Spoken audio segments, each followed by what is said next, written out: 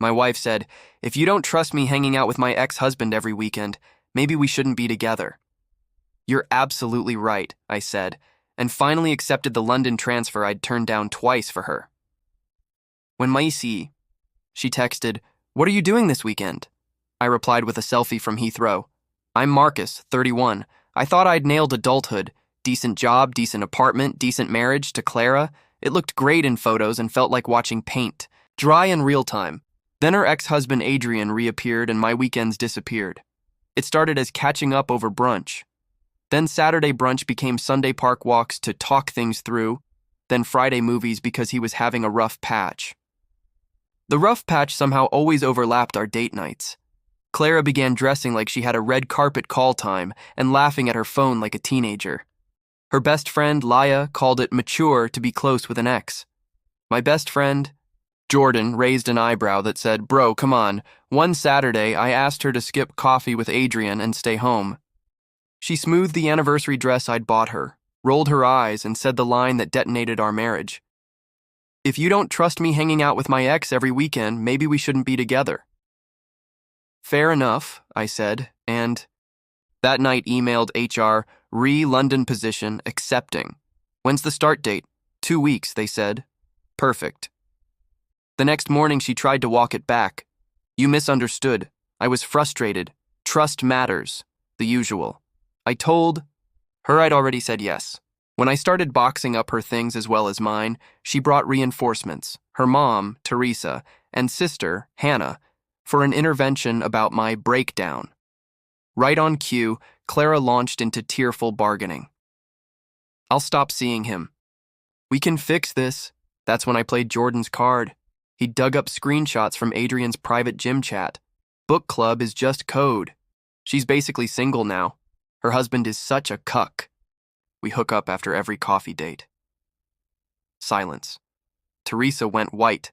Hannah's jaw dropped, and Clara muttered the classic defense. Context.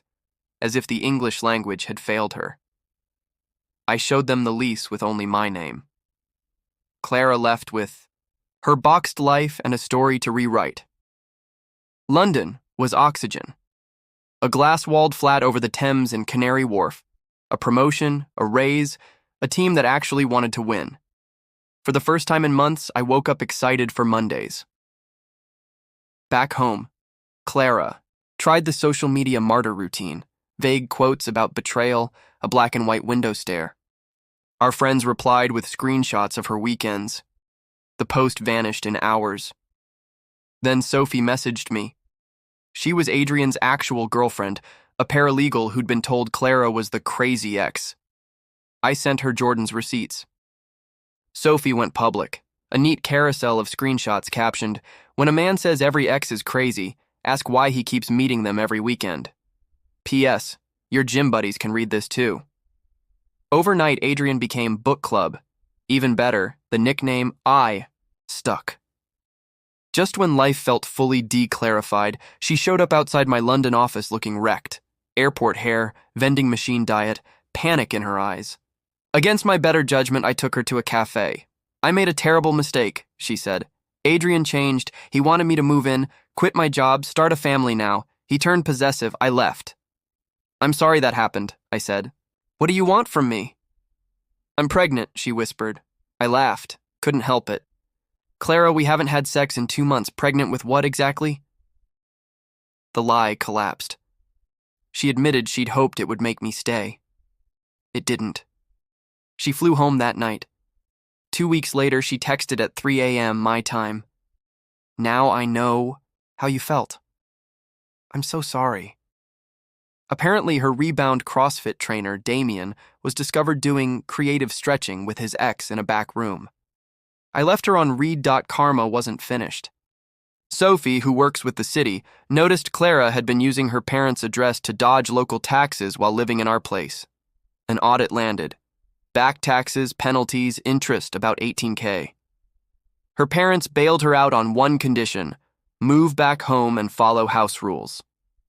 29 years old with a curfew, poetic, and Adrian.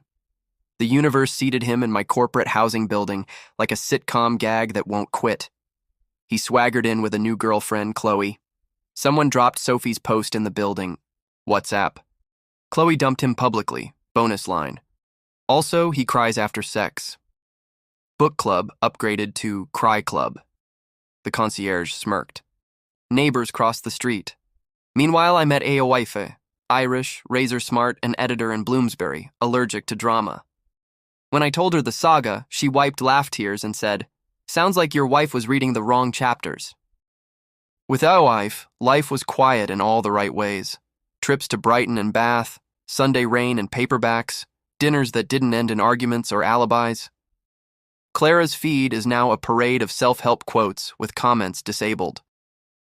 Adrian's accounts have gone dark, hard to influence when your brand is breaks up marriages and sobs. Last I heard, he's trying to transfer back to the States. HR has a long memory. I'm applying for permanent residency. Work's thriving. The view is still ridiculous, and the only person I text at midnight is the one asleep next to me. People ask why I didn't fight for my marriage. Simple. Fighting only makes sense when both people want the same outcome. Clara wanted open weekends with her ex and a husband who wouldn't ask questions. I wanted a partner. She gave me an ultimatum. I took the door. Every morning I watch the boats on the Thames and think the same thing. The day I chose myself. Over. Drama, over denial, over being understanding past the point of self-respect was the best decision I've ever made.